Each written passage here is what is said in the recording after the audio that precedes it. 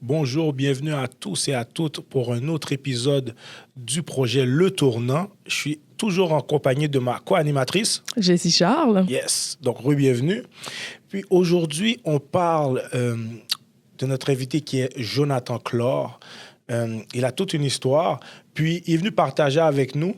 Puis si je vous dis, le point central, je pourrais dire, de son message, il a beaucoup parlé de la famille. Je crois que c'est quelque chose qui est revenu beaucoup, que ce soit positif, négatif, mais l'impact de la famille. Et puis, c'est ça. Ça, c'est quelque chose que je peux dire que je retiens beaucoup. Et si je te demande, toi, qu'est-ce qui a plus retenu ton attention pendant cette entrevue? Ben, son point tournant, qui avait aussi rapport avec la famille, mais je vais laisser les téléspectateurs le découvrir parce qu'il en a parlé beaucoup durant l'entrevue et comment ça a pu impacter justement sa vie, sa façon de voir les choses et que ça a pu transformer son mindset pour qu'il devienne l'homme qu'il est présentement. Donc, je crois que c'est quand même une valeur sûre de dire que la famille est importante, joue un rôle clé dans notre développement. Je pense que c'était en plein dans le mille. Exact. Donc, c'est ça pour la pré-entrevue avec Jonathan Klor. Donc, restez des nôtres et bonne écoute. Faire le confort, les gens qui réussissent sont ceux qui travaillent fort. C'est quand t'es inconfortable que tu grandis. Le soleil revient toujours après la pluie. Bonjour et bienvenue à tous et à toutes pour un autre épisode du projet Le Tournant. Je vous rappelle que ce projet est principalement pour outiller et vraiment sensibiliser les gens qui pourraient être aux prises avec la marginalité, la délinquance ou la criminalité, que ce soit des adolescents ou jeunes adultes. Donc aujourd'hui, je suis toujours accompagné de ma co-animatrice Jessie Charles. Yes. Puis aujourd'hui, cette entrevue particulièrement va être en anglais. Et dans notre effort de toucher le plus de personnes possible à travers le Canada et dans le reste du monde, parce que je crois que c'est un problème qui touche pas juste le Québec ou le Canada. Quand on parle de jeunes aux prises avec la délinquance et la criminalité, donc on essaie de voir comment on peut rejoindre le plus de personnes possible. Donc aujourd'hui, notre invité va nous faire l'honneur de donner la majorité de l'entrevue en anglais, mais vous inquiétez pas, il va avoir des sous-titres. Donc on est correct à ce niveau. Donc, à partir de maintenant, je vais changer en anglais. Donc, hello and welcome to another episode of Le Tournant Project. Le Tournant, which means the turning point. And the goal is to raise awareness, to provide tools, and also guidance, and warn about the dangers of violence. So today, we have a very, very, very special guest with a very, very deep story. And I can't wait to share it with the rest of the world and you guys. So today we have Jonathan Klor. Hello and welcome. Hello. Thank you for having me. Yes, thank you for your time, and we don't take it for granted, and we can't wait to share your story with the rest of the world. And if I can start with the simple question, who is Jonathan Klor? Jonathan Klor is a father that went through a lot of pain and suffering in his life and knew how to bounce back from it. Thank God, which gave them the wisdom of an 80-year-old man. And knowledge is the best present, the best thing you could give to somebody because it's something they could carry on and pass down to their family. And the knowledge was gained through a lot of pain and suffering. But today I'm a father of two beautiful children that I decided to bring into this world. And I put them first, family. And I'm a man of values and principles. It's everything that money can buy or take away from me because it's in my heart. Really quick questions, okay? Except for the kids, before you were a father, were you thinking the same thing, the same way? Absolutely not. Okay.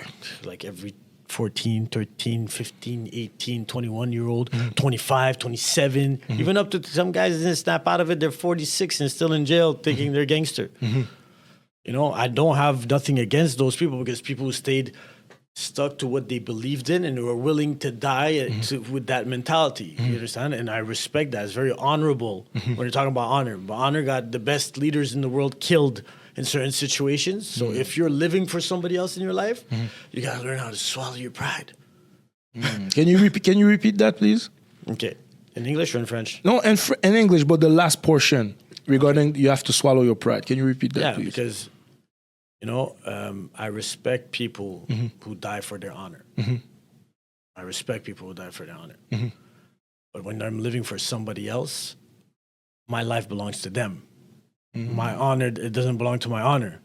So of course, I'm going to stay the most honorable possible in my life. Yes. Because that's one of my core values. My parents and their parents passed down to be an honorable person. But if I'm responsible for 2 kids, it would be selfish of me to finish dead or in jail. Okay, thank you. Over honor. Thank you. I appreciate that answer. And if we start with the question about the turning point in your life. So before we get into details, into in-depth in your story, I would like to ask you, can you tell us about the turning point in your life? Of course. Is it regarding your mindset, your way of thinking, your habits? What was the turning point in your life? So, as I was saying, a lot of young children, young teenagers, as I was one of them, are living through pain and suffering, but dealing with it in a way that they are able to stay strong. You understand? So how do you stay strong? Well, when you're part of a gang or an organization, you don't fear death and you don't fear imprisonment. Well, that's something that you're living for, right? It gives you a feeling of belonging, it gives you energy, it gives you a willingness to go further, all depending on your courage. Depending where you come from and all depending what pain and suffering that child is going through at the moment. And some people deal with pain in a different way. The same situation can happen to 2 people and completely did 2 different effects. So it's depending on how that child was raised from 0 to 7 and then 7 to 14, because those are 2 stages of the human behavior. So basically you're talking about the turning point when you shifted towards Seeking answers outside of my home. Okay, but my question is more regarding when did your state of mind started to change, started to pivot towards, I need to better myself. There's something wrong with me or with my way of living, and I need to correct it in order to give myself a chance to go further in life. So it's more regarding the turning point when Jonathan Klor was like, I'm not sure I want that life. I'm not sure this is the proper way of living. I have questions regarding the actions and everything that I've been accustomed to. So can you tell us about that turning point? Well, it took a lot. A lot of pain and suffering, because sometimes you're able to put yourself through, you're so used to living to pain that you're numb to certain type of pain, and then after that you have nothing to live for because your pain, you're like, I could walk through the flames of hell. I don't care. I already made all my family suffer. Everybody already has an opinion of me. I have no attachment, no love to nothing. The only thing I got love for is the game or my reputation or my lifestyle, because I don't care. You could throw me in jail. You could try to shoot me. I don't care. I'll be there. I'm ready. And that's the mentality you have. So it took having children in this world, bro, because I come from a family, which I'm thankful to have, thank God, because a lot of people don't have a family. True. A lot. Okay? And it doesn't take only a family to raise a child. It takes a whole village. True. You understand? Because the kid, you have a routine, you have time and energy, work from morning to night, somebody spending time with your children, you have to try to be there the most present possible. So when you're at home, when you're at work, for example, it might be the neighbors, it might be a auntie or uncle, but everybody joined force together in order to make sure that children have the best life possible and the best atmosphere where it can flourish. So I definitely agree with that statement that it takes a village to raise the children. Yes, definitely. Yeah, definitely. So and how do you trust the village? Is knowing that the village shares the same mentality and values and principles as you do. Because you're worried about, hey, who are you going out with? Who are your friends? And them, they feel like you're trying to control them if you don't have that relationship of friendship with your child, which when he knows you're asking that question was your real intention.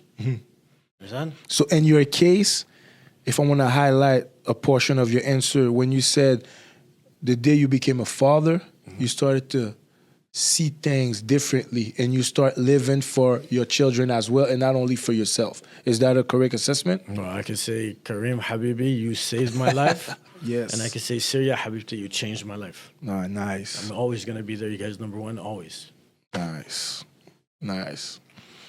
So, okay. What were your aspirations as a young man or a young boy before the streets took over? Like I said, I grew up in a tight-knit family where, I couldn't leave. I never left further than the street where my mom could see me until I was in high school and I had to take the city bus because usually my parents would bring me to school every day. And I would say, I was very smart at school. Mm-hmm. It came more naturally.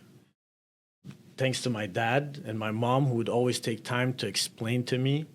It would be like, okay, what you did wrong. There would be a punishment, but no violence. I always felt understanding from my parents. Okay. Like they were partners, really. I knew they had a role as parents, but I knew they genuinely cared. And what they would tell me was for my own good. And you were able to comprehend that at a young age? Well, I felt it. Okay. It was part of me. Like I said, from 0 to 7 and then 7 to 14, those are 2 periods of a human being. From 0 to 7, he's a sponge. He sponges up everything. And then he starts acting on certain things from 7 to 14, etc. So I felt it. I felt it. I had that. So I was very close to my parents. My parents were very close to me. I would still go sleep in my parents' bed when I was like 9 years old, just because I like to be with my parents. Yeah. And I loved them with all my heart. Nice. So I was lucky to have that. And even at that, them coming as immigrants to this country, like any immigrant who goes to any country, isn't taught about the values, the culture, what to look out for, so you don't know. So what they had to go through and everything. Exactly. So I can't blame my parents for nothing. I thank my parents for fleeing a war, trying to offer a better life for their 4 children, for my sister, rest in peace, Jenny. We love you. She passed away 2 years ago, but she lived 55 beautiful years of her life thanks to the love that was in the home. Nice. She beat the odds that the doctors were giving us out of the love that she had. She had something to live for, the family. Okay? So family is really important for you. I can need sense it. For it. me, it should be important for everybody. But I what agree. were your aspirations? Yeah, sorry, I didn't- No, this is it's all I got good. No, carried but away. it's all good because we got to really have an insight or something more deep about your vision about family. So it's fine. Okay. But yeah, how did you picture yourself? Well, me, as growing an up, adult? My parents, my mom and my dad, when we would sit at the table every night around 6 o'clock, because my dad would finish working, and mom would have the table ready with all kinds of amazing food, we would talk. And we would debate. And we would, that's how it gave me a lot of qualities in life. And my parents say, you should be either a lawyer or a politician. And I said, the hell need to be a lawyer or a politician? None of that looks cool to me. None of that looks cool to me because it wasn't explained to me how cool it could be. Not knowing, there wasn't something that could have brought me towards that. So, and me, what I wanted to be, I remember in one video I said, I wanted to be a scientist. Okay. Yeah. So a young Jonathan Klor. Yeah, because I like playing with mixing stuff together. Okay. Okay, and mixing stuff and seeing what's the reaction, the outcome. Physical science was in secondaire 4. Okay, but I never got there outside. I finished it over there in jail. So, but when I was doing that course in jail, I was like, wow, I wish I was outside and I could test all these little things. So that was interest that I had. Okay. That I'm not a scientist, far from that, but maybe about the human behavior with all the knowledge that I acquired. Yeah, I could break it down for you pretty good. Okay. You understand? But that's how pain and suffering. It's not because I was aiming at that, but today I really do like the human being, as you said. And it's Interesting. very interesting because every human being is different. Right? Everybody's different. Right? True. Interesting. Love the answer. Yep. And how did you? Well, no, I'll let you just go get more into the life. Okay. So before we get, I have a big question, but I'll save it for later. And if we're to get in depth in your story, can I ask you what attracted you the most regarding that type of lifestyle? Was it power? Was it money? Was it fame? Talk to me about what attracted you the most. So for you to look at a different lifestyle of what your parents were living. So it's harder for somebody whose their parents are already in this lifestyle. They grew up around that. It's easy for them. But for a child who had a family, lucky enough to have one, or a caring mother or a caring father who was really there for them every day, for them to go look elsewhere into the dark side, to the bad side, it's because somewhere that relationship with mom and dad, the child felt misunderstood. Okay? So it all happened, like, probably parents would listen to this and be like, yeah, it's not my fault. Fine, that's your perception. Everybody has perception, and some of us do have perspective, a frame of reference around what we want to see our life go and how it's going to stay no matter what. So at the moment that the child feels misunderstood by his parents and seeks questions, with his questions, he seeks answers outside of the home. To people that are not part of the community, the village. And so he gets probably wrong answers that he thinks are right for him. And sometimes, what brought me to that, I lived, I could say,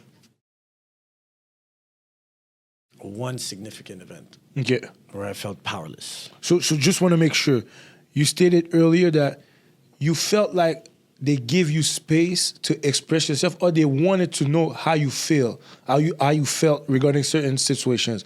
But at one point, you felt, nah, I'm misunderstood now. And what was that event? Okay.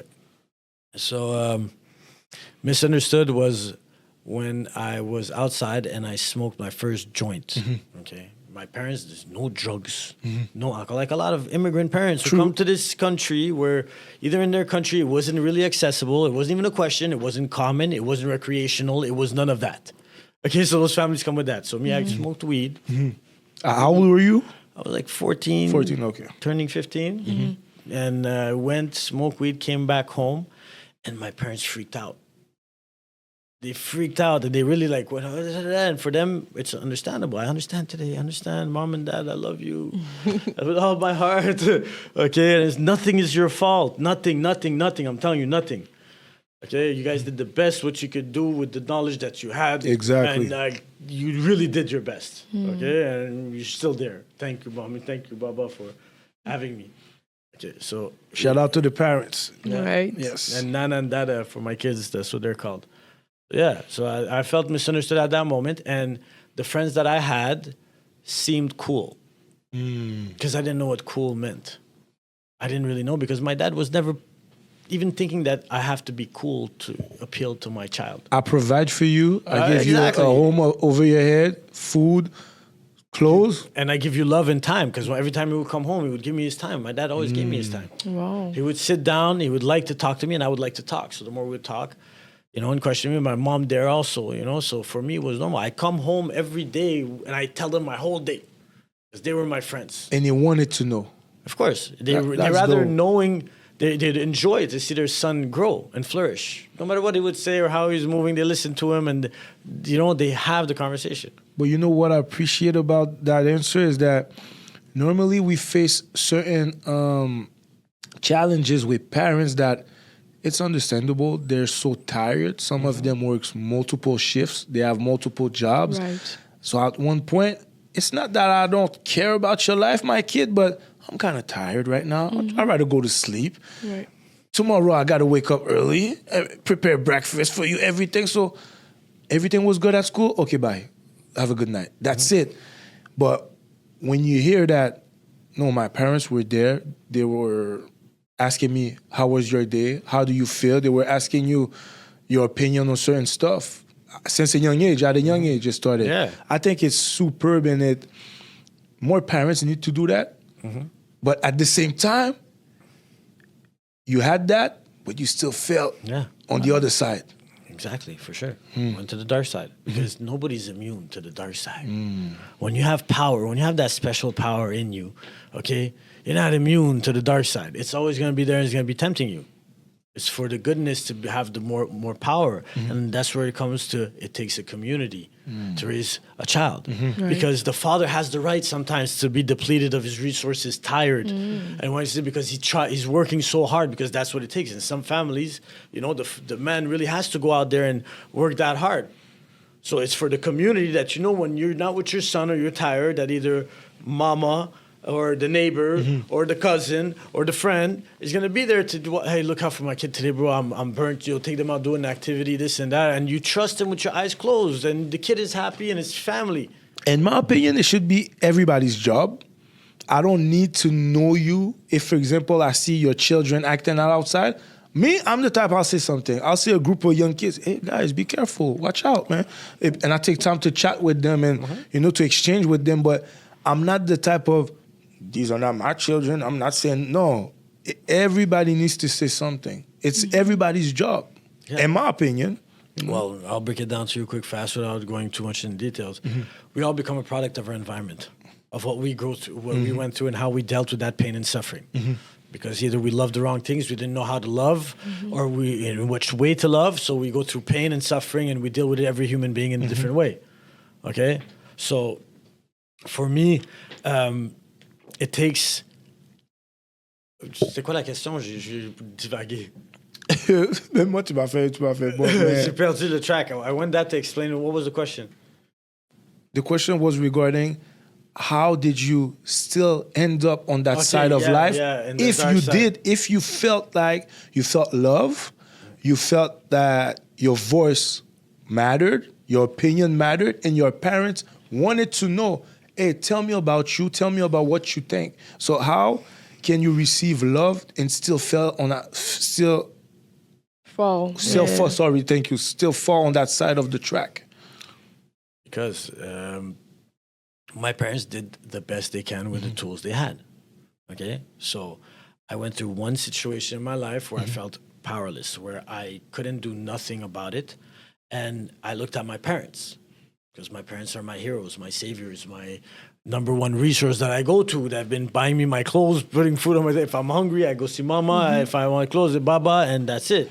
So I lived one situation that really made me feel powerless and made me want to, like, I had that misunderstanding inside my heart. And the answer and explanation I got wasn't good enough. You understand? It wasn't good enough. It's not like they couldn't. You know, they did the best they can with what they knew.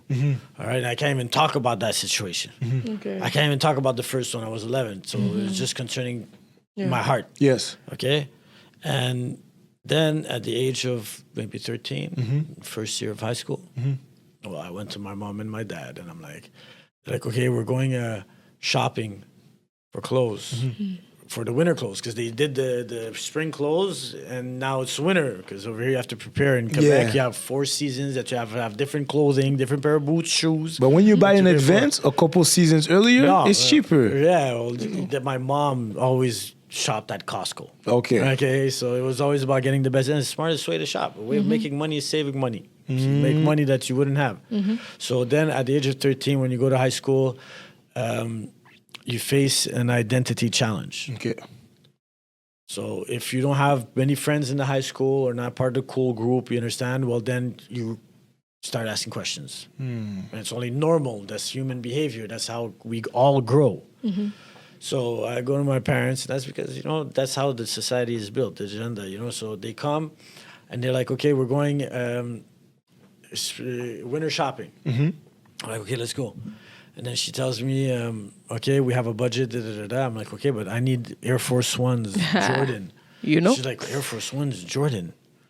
She's like, what's that? I'm like, Air Force Ones and Jordan. She's like, okay, let's go see. Because they would never tell me no right away. My parents aren't those type of people. You understand? So you don't, so a kid doesn't fear to speak to his parents. He has to know that no matter what he says to his parents, they won't tell him no right away. They won't tell him no right away. I can't ask my dad. I can't ask my mom. They're going to tell me no right away. No, I want you to ask me any question you're comfortable with. Good. All the time. And don't worry. I've been through enough stuff in my life that I will listen to you. And I'm not going to punish you for your honesty, because honesty is the best policy. Honesty might hurt, but the lie hurts a lot more. Can you repeat that, please? Okay. So it's very important. One of the core values that you teach your children and what you should have that makes you a good person in this world, okay, is know how to be honest. Okay? Because honesty might hurt. It will hurt. It will hurt. And it's the uncomfortable feeling to live with. But the lie will hurt so much more. I agree. Definitely In agree with every that. situation in life, brother. So if you're able to teach honesty to your kids already there, you give them one good value to grow up on. You can't be honest with everybody all the time. But your core value, honesty, your loyalty to your values and of who you are, I have a hard time to lie. Today, like after everything, I could lie. I could lie because I grew up in a lie. I went through different relationships that were a lie. You understand? So I'm accustomed to lying. But if you raise children in this world, if we're a community that raise children in this world, that everybody could be honest together, we probably saved the world. Right, it's interesting. But you have to take us back to the story, though. The Air Force Ones, yeah. Because I'm like there, I'm captivated. I'm I like, had to because I wanted people to understand. And every guest that we received, once they drop some jewels and gems like that, I make sure they repeat because it can't go unnoticed. It's too special of a sentence for you to not repeat it. No, for sure. And me, I'm a guy, trust me, I've been through a lot of pain and suffering. I have no problem. So I learn listening to myself sometimes. So I have no problem talking and sharing my pain and suffering as knowledge to people when I get the chance. So the second story, Air Force Ones, Yeah. we get to the store. I show her the shoe. I show her the shirt, and she's like, $200, $160 for a shoe? I'm like, yeah, I have to have that shoe. Because that's what all my friends have, that shoe.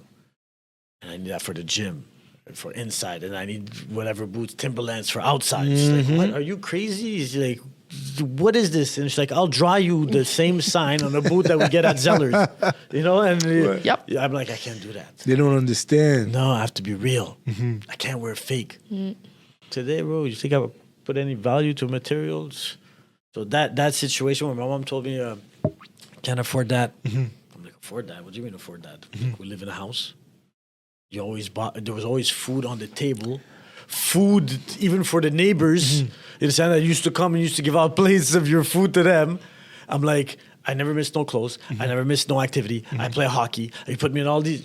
How come you can't buy me a pair of shoes, Air Force One? It's the first time I get a no. First time I get a no. Then I'm like, shit, how am I? So I'm a guy, I don't find excuses, I find answers. You understand? I'm not going to fall for the part of my brain or the temptation of the devil that tells you you'll give up. You don't. It's an excuse. You focused on solutions. Yeah. I tell my daughter every day, il n'y a pas de problèmes, and my son, il n'y a pas de problèmes, que des solutions. Nice. Yeah. so the solution to that issue was... No Air Force Ones, and then that's where I turned to my friends. That's when my friends, I was watching, so every kid watches, observes, and there was kids that I knew from the past that were from the hood, you understand, that I could go talk to. I never really talked to, but I could go talk to, you understand, because I don't know how to talk to any other people than my family and the people around, and get accepted from them because I know they're doing something. I might get me in, I might be cool, I might look cool for the girl that I aspire to have, that one girlfriend. You know, Okay, there was a girl in the story. All the kids, all our teenagers go through. We went through that when we were teenagers. So in that way, I started to go look for answers in the wrong place. That's what I said in the beginning. Okay. And because of the courage that I had, the intelligence, the value that my parents had, it got me quick attached to the wrong things and the wrong people. But you looked for answer inside your household first. Yeah. And since there were no answer to be found, you went outside. But you knew at first you could go to your family members and ask for it. Always. They're my first resource. Even today, up to today, the trust that I have with my parents, the love, the real love. You know, it's the real love. Love, brother. Unconditional love. Until today, if there's anything, they're the first ones to be there. Nice. First ones. Beautiful. For the whole family. Everybody. Beautiful. And I know, okay, before I get to that question, you said earlier, you spoke about lies. when, I don't want to say when you came to your senses, but when your mind started to shift towards more positive, looking out for a positive outcome or for a more positive outcome for yourself, for your life, can you name one or couple of the biggest lies that you were told or that you believed yourself, and once you snap out of it, you realize that I was living a lie all this time? Well, the lies I told myself. So let me think about this one. The lie I told myself is that I'm going to be the biggest, best gangster in the world, or else I'm going to die as a gangster. Because my definition and my perception of a gangster was what you see on TV today, which is glorified. Like I said, people die for their honor, brother. Yo, respect. I respect somebody who's honorable to that point. I was that dude, and I will still go to any limit for my honor, but I'm not going to... The only way I'll do something bad to somebody if somebody's trying to hurt me. You understand? But there's nothing you could do or say other than my family that's going to make me go out there and from honor of my name of the streets. Because the streets was fun, taught me a lot of pain and suffering. It made me a stronger person. Maybe lived through stuff that no human being should live. Okay, should or shouldn't, but at the same time, I was willing to die. That was the mentality that I had. That's how I wanted to live. And today is not that. Today is my kids, my children. Okay. And that's what really makes me my turning point. If you tell me my turning point, I was able to die in any type of way for what I believed in, because that was the mentality that I lived every single day. You know, I'm out there in the streets, and what feels comfortable, what feels nice. Okay. So what feels nice is the glorifying of each other, the brotherhood that we have, you know, the experiences and challenges that you could actually find in the regular life. You could find it in the regular life. It's just the communities outside aren't as knit as the gangs, because the gangs all have one place to go to. It's one community. It's the gang community.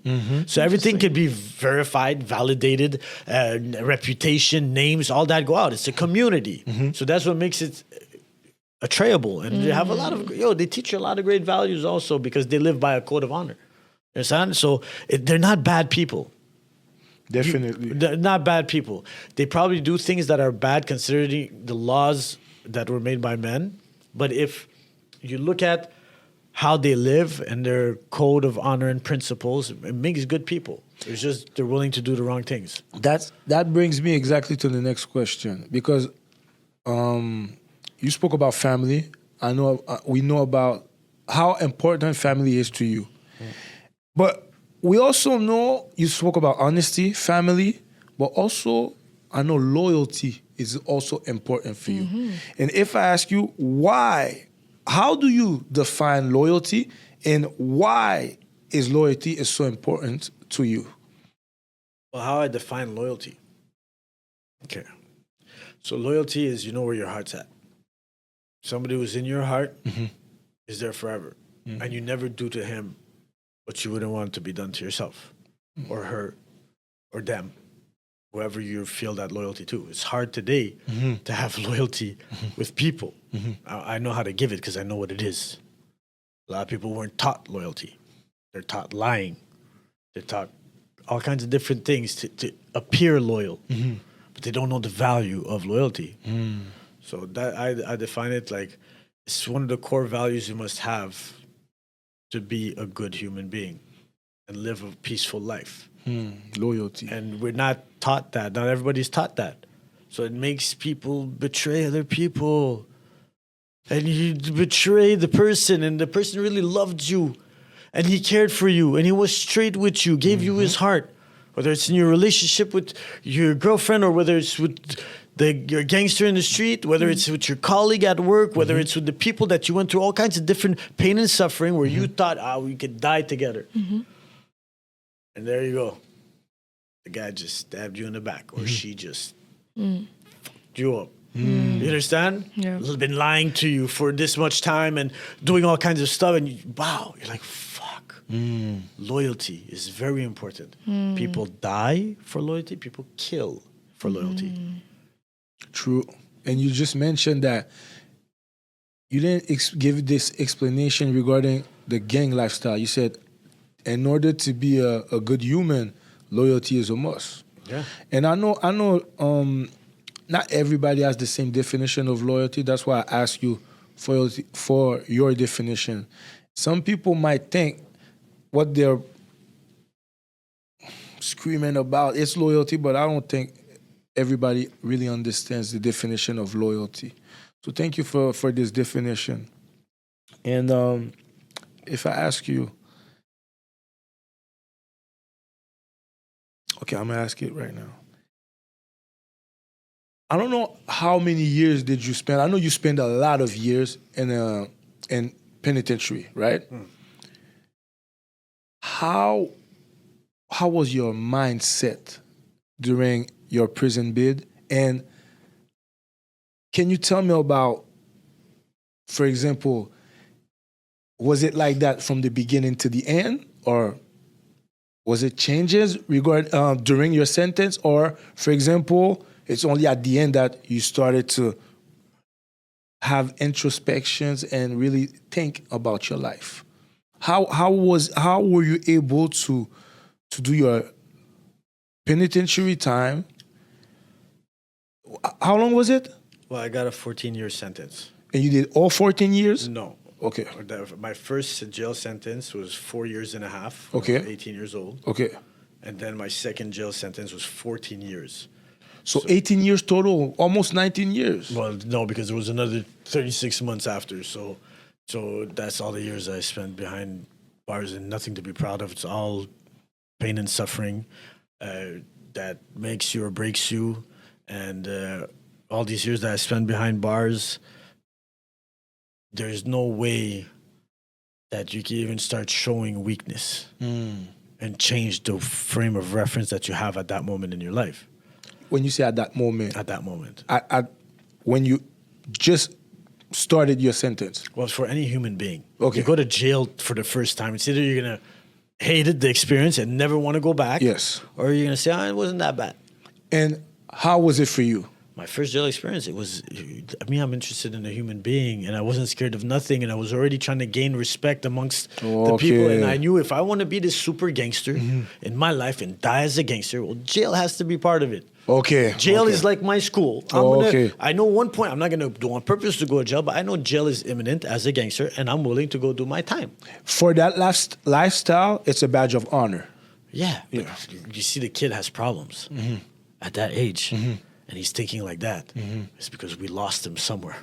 So thank you. So I think my question is, how was your mentor? So you just pointed out that your mentor was, it's going to be a badge of honor for me. I'm going to get respect. My credibility is going to go up. Yeah. In what world?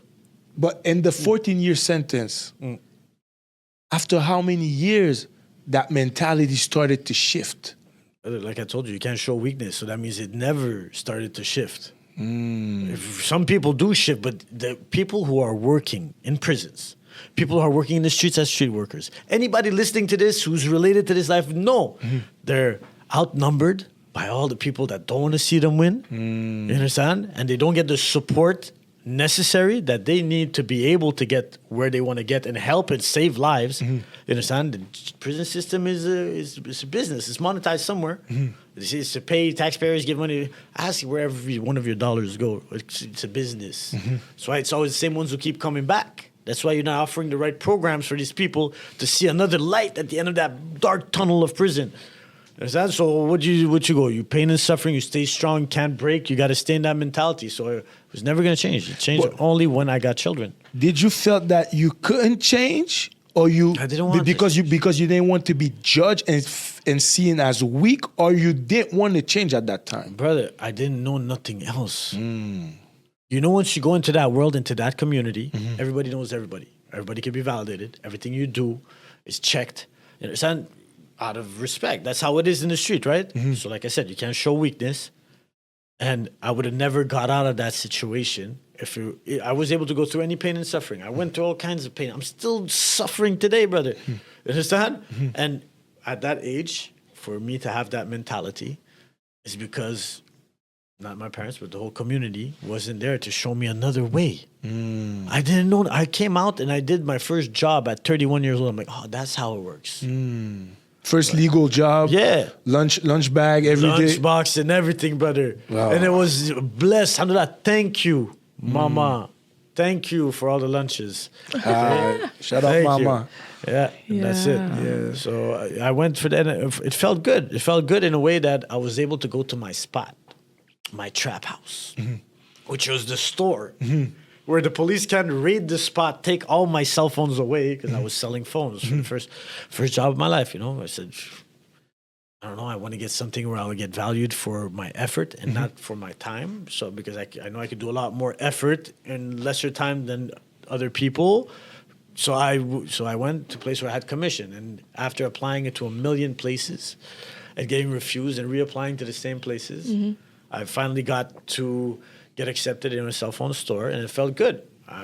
Even though I was just a worker. Sorry, I was moving, huh? Sorry, brother. Okay, so even if I was just a worker, but it felt good because, I see a different way. Okay, that's how a pay stub works. That's taxes? What is taxes? All the basic things you should know about finance. At a young age, I was not the custom. For me, it was stacking my money, stash the money, but you never put the money at the same place where there's other stuff, and that's how you make money and you build money. And no, bro, there's all kinds of different ways to make money. If your parents help you invest $5 a week in an account, part of your regular routine, well, there's different ways, financial ways that you can make money. But it's like your brain wasn't wired at the time to think corporately and legally. It was like illegally, and let me find illegal ways to make money. Because when you said something about taxes and everything like that, that's when you have a legit business going on, something that you need to learn about it when you're trying to live the legal life.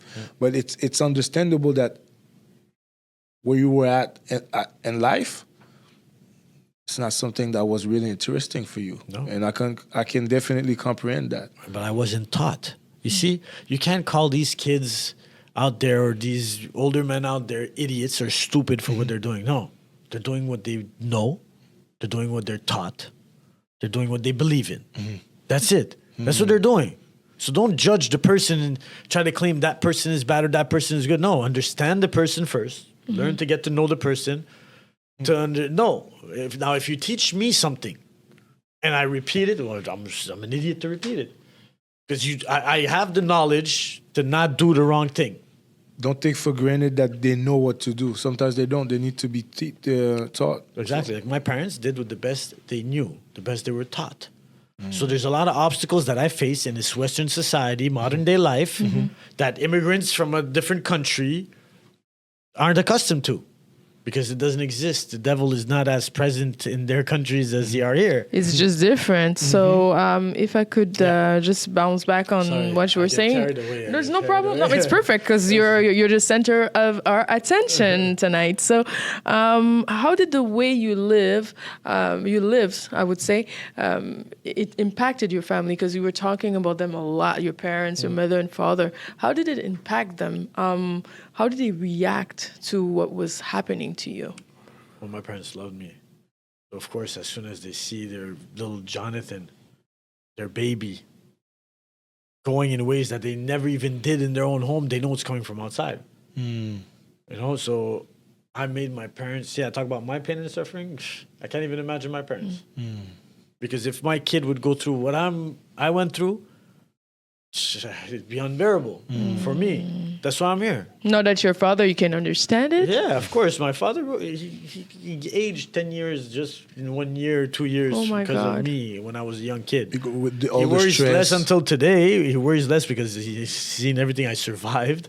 But up until today, if he doesn't see my location in my phone or this and that, he would call me, and be like, what's up? So I made them live a lot of pain and suffering. And I'm sorry, Mom and Dad. I'm sorry. And I'm trying to help the parents and help the children, not have to do that to their parents and no parents to live what it is, you know? So you acknowledge it. 100%. Right. Sorry. So how did you envision your life before and after incarceration? Was there any shift in your mindset, as has asked my friend Andrew previously? Well, what made me shift at that moment where I really did the turning point was actually getting my son and to actually decide to have my child. It took a lot before I got there, because up until the moment I actually had another human being I could love, we've been through many different situations where maybe it could, but now we're saying, yes, let's go. You know, at that moment, I knew that's what I needed. I knew for me, and the mother of my child told me the same thing. Okay, we both come from the same world. We come from different pain and suffering. Okay, different people. Okay, so we went through the jail time together. She stayed. She was there. Respect. It's all love. And when we took that decision, okay, to bring that child in this world, for her, it was, you know, I need it. It was both in our conversations. You know, I need this to change my life. And even you said it, that if you had something else to live for, you know, it could maybe make us live something different. And we're getting older and this and that. So I was together for a long time. So I'm not the type of guy who's going to go look somewhere else and say, hey, let me go try this. I just came out of... No, stay loyal, bro. She stayed loyal for the whole 14-year bid? Oh, she stayed there for the 14 years. Shout out to you. Yeah, Stephanie, Mama, you already know. They can't take away what you did. And she stayed with my parents. She had heard, like I said, we come from different pain and suffering. And my parents took her in at our home as her own daughter. Do you think that what you went through and what she went through, are you afraid that they will affect you, the way you raise your children? Well, everybody's trauma and problems come out some way, somehow. You know, so I'm not here to say, no, I got this and we got this, because no parent has a guide that is completely healed emotionally, mentally, spiritually, and physically to be able to give the best of himself to his children. You have a point. You know, so the kid will live something, but I hope that I could be the best version of myself, not bring my past or my past habits around my children, show them what the real values are, and I hope their mother could do the same. Awesome. Interesting answer. Yep. Yo, I really love that answer. And if I ask you, I have a couple questions before we wrap it up, but first one, how do you perceive violence and how has it played a role in your life? Okay. So, how do you perceive violence and how has it played a role in your life? Violence is part of a human being. It's what won wars, built countries. It's built in the human being. Everybody is capable of it some way, somehow, only until he's pushed to that point. And every human being is different.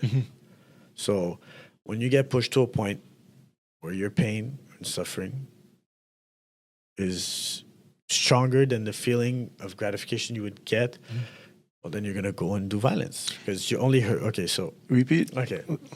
You want me to start from the beginning? No, just we said you're going to revert into violence. What was the word you said before? So every human being has their button that they could get pushed that will push them over the cliff to be able to go commit a violent crime. Because we all know violence is part of human beings. It's in their human nature.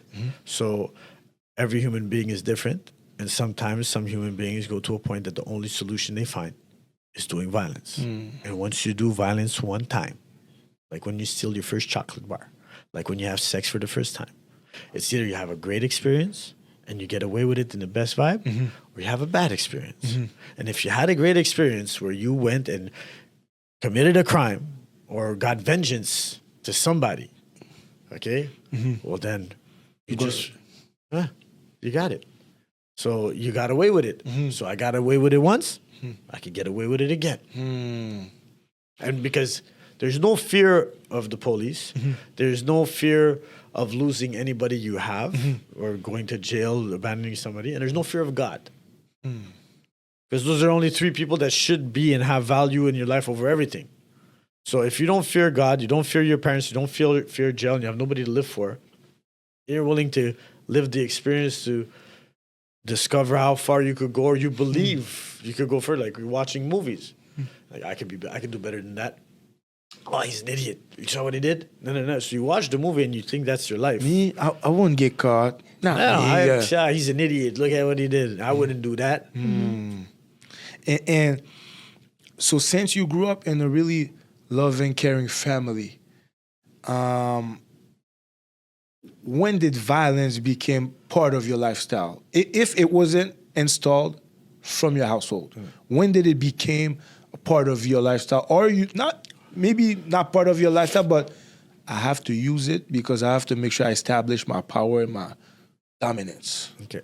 So when you don't find the right words to express yourself, you turn to your fists, you turn to your inner anger, and that's where you go, because only hurt people will hurt people. Okay?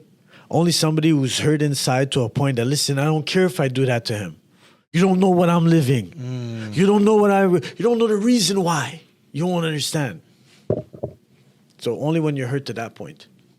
Because forgiving is not for the other person, brother. It's for yourself. Because living with that anger inside of you, like, I still have anger inside of me that I fight every day. Every day. Well, not every day, but it comes almost every day. No, but for example, you could be straight and going well for a couple of months, couple of weeks.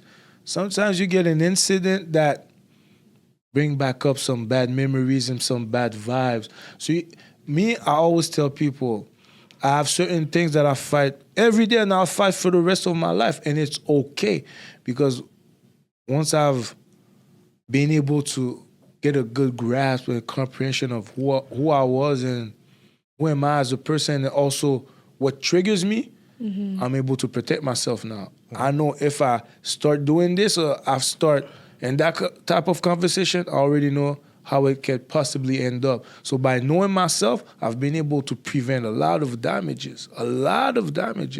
But sometimes people don't understand what makes them, what agitates them, what's come under their skin. But you need to make a deep dive and understand what triggers you. Because if you don't control your emotions, it's going to be tough. So you seem to know yourself very well, and I commend you for that. And the fact that you know your father, you've named that it was a turning point in your life, and it changed you, basically. It saved your life. Yeah. Now that we're close to wrapping up, what has been the greatest lesson that you've learned from your past? The greatest lesson I learned from my past? Greatest lesson I learned from my past?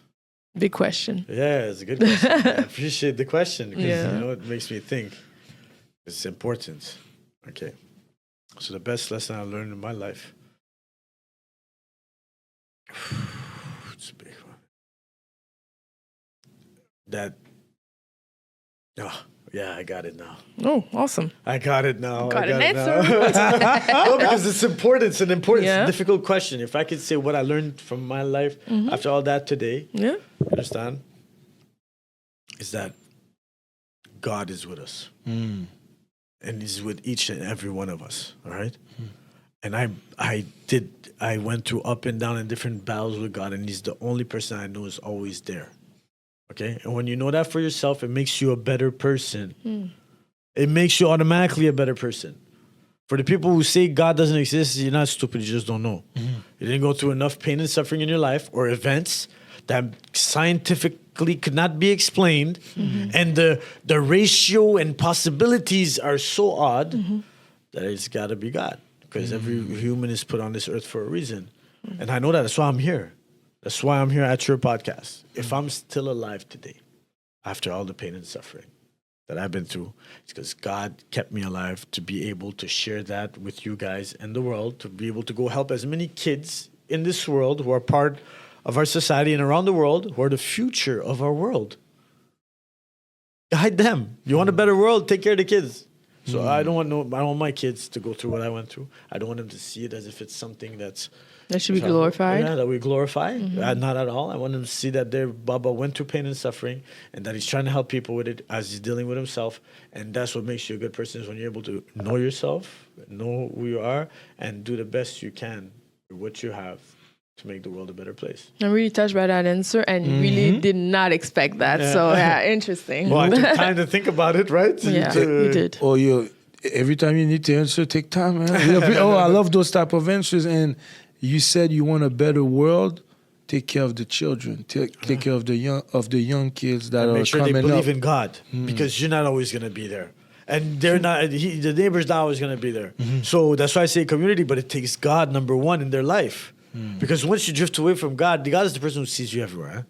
God is the person who knows everything that you don't say or that you don't do, and that makes you question yourself about. God is the one who makes you feel. You know, when you feel inside, this is right. It felt good. Did you grow up religious at home, or you developed your own belief? No, there was God in our life. Okay. My parents were part of a Christian community. Okay. A small Christian community in the Arab countries, and they came here fleeing war. And the war over there is always fought over religion. Understand? So up until the age of maybe 11, 12, we would go to church. We would do what needed to be done when my mom would want to go. Because my dad, he was against religion to a point, because he went through his own trauma, pain, and suffering, and didn't get the understanding possible to know that, listen, as long as the person believes in God, whether he's Christian, Jewish, Muslim, or Buddhist, because this is what the monotheistic, as long as he actually believes in God, makes him already a better person than the majority of people who don't, because he knows that there is laws and somebody watching over him doing what's good and what's not good. It felt good. You know what felt good today? I was driving here, and on the street I saw a girl with a sign, share book. So I see it at the last minute because the car's on autopilot, and now I have to turn. So I look. So I come back around. I told her, listen, if I'm gonna do a good deed today, it's not gonna cost me nothing. I'm about to drive 3 hours to Montreal. I might even have to stop and charge. I said, I'm not going to Sherbrooke, but if you want to ride, you could come. And I was already on the phone with the 1-2 people, and I'm like, hey guys, if I get murdered, I'm sending you a picture. But you know, it was just to break the ambiance.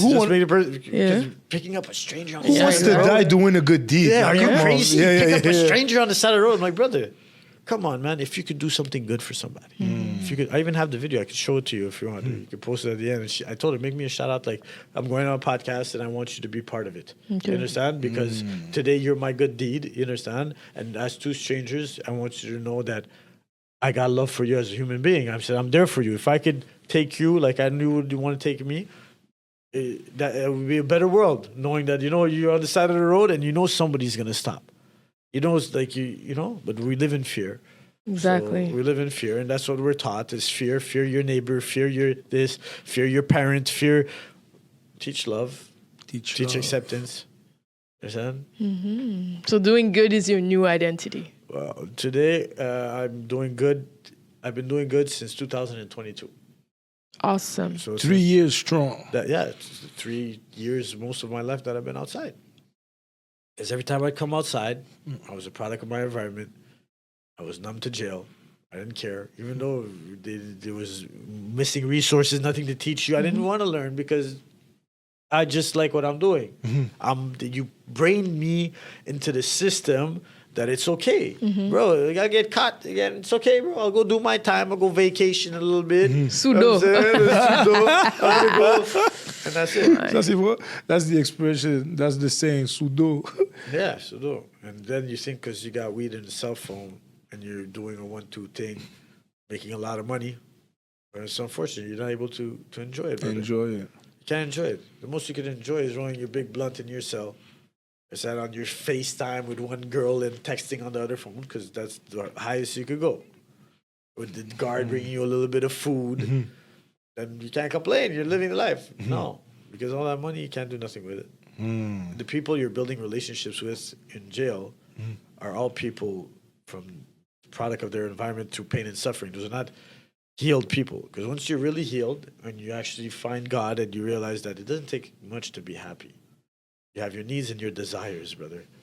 And to be able to separate those two from each other. And trust me, when I went to jail, my last bid, for a gun that wasn't mine, and I had to sit 18 months in jail, brother, because I wasn't going to say, hey, it's not mine or it's his. And the person never came out and said, yo, it's mine. So I had to sit it out 18 months. I beat the case. But that 18 months was longer than the 18 years before that I did, because I had 2 kids at home, brother. I had 2 kids at home. I look at their picture. I had everything I wanted myself. The consequences were different now, if I can say it like that. Yeah, because I'm affecting child's life. Stakes are higher. Yeah, my child. And then when I look myself in the mirror, you know, you could probably say a lot of things about me. But I'm a loving, caring dad that would die for his children. And give them all the knowledge possible and all the tools to want to see them become the best version of themselves. Because my success will be defined by who I raised and helped raise in this life, in this world. I think that's an excellent way of closing this episode. And Thanks for having me. Hey, normal. It's a pleasure for us. But one last question before I let you guys I get go. those at every podcast. Go ahead. What would Jonathan Klor... What would be Jonathan Klor's message to the youth, to the young adults, or even to the parents? Because I can't stress enough the importance of the love that you receive from your household. So what would be the message to a parent that is listening, that is watching? What would be a message to a teenager, a young adult that is currently going through what you went through? I would say, like I said, every podcast, they call me. Just call me. If I could share with you my knowledge and understanding, I would. But other than that, the best thing you could do, a parent, if you're a parent and you have problems with your kid, is because somewhere he drifted off. Okay, so he drifted off away from the path. Bring him back. And how you can bring him back? Okay, how you can bring him back is by becoming his friend again. Try to become his friend again. Because at the age of from 13 to 22, if he doesn't see you as that loyal friend, that go-to person he had before he had to turn to his friends. That's not my son. The way I raised my son, how my son is, and I was there for all his life. The part that he forgot. So try to become his friend. As much as it means stepping on your honor, on your pride, or your principles, or your frame of reference. But if you want to save your child's life, learn to be back his best friend. Okay. That's for the parent. For the kid, who's living what he's living. Sorry. Because I'm thinking. Okay. So for the kid, whether you're 12, 13, 14, 15, 16, all the way up to 21, 26, whatever, you still have your whole life ahead of you. And you have no idea how much the years that you have left to live surpass the years you have lived. And how there's so much better joys out there than the pain you're living right now. It's maybe easily said coming from me saying it like that, but if I would tell you something, I would say you could live in a world where you don't have to be somebody else. Learn to love yourself. Realize what you're good at in life, what you like doing. Okay? Don't find out what my parents wanted me to do or how my girlfriend would find me cool or what. No, what you like, what you love doing. Okay? Because if you're able to find that and find the right ways to get to that, focus on that. Even if it's not paying you right now, it's going to pay you on the long term. Because the relationship you will have with that discovering yourself and accepting yourself for who you are, you understand? And not think that you have to wear somebody else's name as a brand for you to be cool. Okay, or you have to behave in a certain way that is not you. Like, come on, son, come on, daughter. You know that's not you. You know, I know you. I raised you all these years. Okay, so for you not to have to wear that mask, you know, you can live in a world, you understand, where you can be yourself. And if you're lucky enough to have parents, go spend the most time you can with them. That's right. Because they won't always be there. Exactly. Okay, so spend the most time and. Like I said, I didn't know this. I didn't know all this. It's through pain and suffering. I lost my grandma, rest in peace. Now I lost my sister. And it's through losing stuff that you learn to value them. It's sad to say, unless you're taught the value of it from the beginning. So if you're not taught it from when you're a kid, what's the value of the relationship with Nana and Dada, Mom and Dad? What's the value of all that? Well, then you don't know it. You take it for granted. It's always going to be there. You can't take your parents for granted because when they leave... They're gone. They're gone. They were God, and they're in your heart, your thoughts, and your prayers. And with the souvenirs of the songs you used to listen to together. Understand? And cherish those moments while you have them. Yeah, because it's only when you go to jail or you're on your deathbed that you look at life and you're like, shit, I have nothing left. The only thing I'm taking with me is my memories. The ones that I had with the people I loved. So if you know on your deathbed or in a jail cell, the only thing that has value to you is the moments that you lived with the people you loved. Well, learn to love and love in the right way and learn to make as many moments as possible. It can be around a fire in the woods. It can be around anything. That doesn't have to be a 5-star restaurant or all this stuff that they even know. It's just a moment. Create those moments and cherish them. Yes. And, no, sorry? Yeah, because money can't buy you real moments with people that you love and that genuinely love you, brother. I think we're going to end with that. Can you repeat that? Yeah. Money? So money doesn't buy you real moments and real love. You understand? It can't do that. Anybody who is buyable with money doesn't know what real love is. You understand? Wow. Whoever puts money before the love is because you don't know what real love is, brother. Thank you for that quote. Thank you. And I can't say thank you enough. Thank you for your time. Thank you for giving me the chance to talk. Hey, we appreciate your time. We appreciate your testimony. Thank you for your vulnerable. How do you say vulnerability? Thank you, guys. Thank you for helping me out. So thank you for your transparency as well. We appreciate that. And do you have your email? If you want to give people your email, if they want to get in contact with you, if they need help with their daughter, their son. Yeah, of course. Okay, let me find something that is. Well, look, my phone number is 418-285-7528. Okay, I gave it on every podcast. I'll say it again. 418-285-7528. If I don't answer, it's possible. I have 2 kids. I have my own problems every time I'm going through. But if you leave a voicemail or you send me a message on my Instagram, I still have control over my Instagram. Yeah, I have somebody who's running it. I'll answer. Okay. I'll answer. Especially if you're a parent or a child. If you're an old friend from somewhere calling me for something, I might not say, answer. Hi, what's up? I might not open the message right away unless it's love. That's it. But it's not to do any harm or pain. So that's my phone number. Instagram, Jonathan Klor. After that, if you want my email, it's jonathanklor@outlook.com. That's it. Anytime. Perfect. Thank you. It's free. Like, I don't want nothing in return. I just want to help. And hopefully our children could grow together in the same mentality that we have as parents. And eventually we can have our little community where, your dad, sorry. So, because I'm thinking far. So, imagine that our kids, your dad is that. Your mom is that. Okay, you come from that family. Okay, I know I could trust you. Because that's the world that we're going through division, right? Everything, you're taking religion and everything especially away. Right now. So our kids, today, they can't watch in 10 years. If there's a crash of the internet, they won't know how even to go to their neighbor's house or down the street. Like me, I get in the car, I follow the blue line. Sorry. No, don't worry. But I really want to say thank you once again. Thank you. Would you like to add something else? I have nothing to add. Thank you. And we can't wait to share that story with everybody else. Right. And like always, it was Edward Andrew Joseph and Jesse Charles. And today we were joined by Jonathan Klor.